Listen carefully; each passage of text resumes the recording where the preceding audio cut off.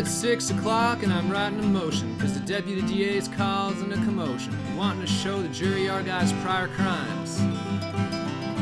Yeah, I know our guy might be guilty of sin. He walked into a Walmart and stole a bottle of gin. The 16 years they want is just too much time.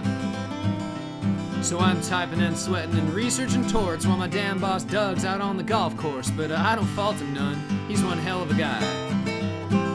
I mean, just last week, and isn't this filthy, we got a brand new client. He's for sure not guilty, and I'll get to cross-examine the whole FBI.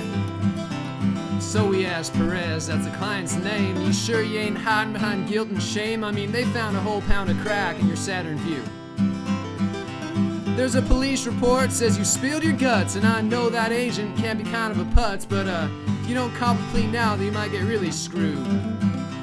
Perez said, man, that agent, he's a lying ass. You see any crimes or wrongs in my past? I got a wife, 2 kids, and a dog that I love too. You see, now I know I gave a pusher a ride. He saw I had a car and I let him inside, but I thought I was giving a brother a ride to a job interview. And now this I'm a little ashamed to admit, but the wife and the kids don't have citizenship, and if they try to visit me in jail, they'd arrest them too.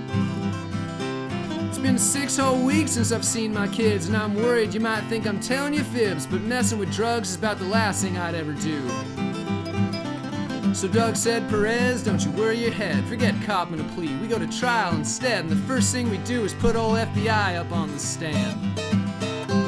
My intern here's as sharp as they come, and he'll cross your agent, that lying scum, and we'll show the judge that they're holding an innocent man. And I said, wait a minute, Doug, I'm still in school, I got 20 years less experience than you, and this guy's life and freedom and family are on the line.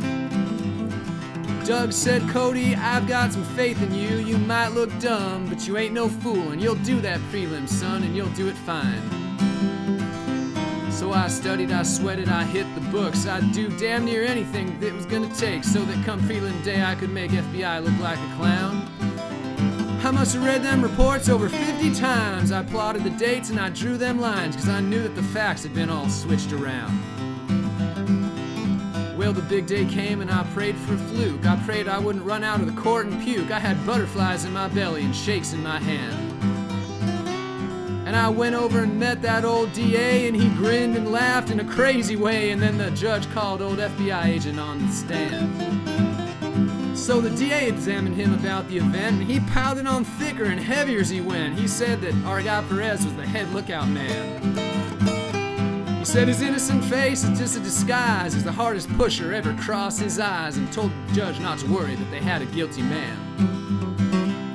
Well, I knew I had him when I started my cross, cause they wanted him guilty at any cost, and that includes straight up lying on them police reports.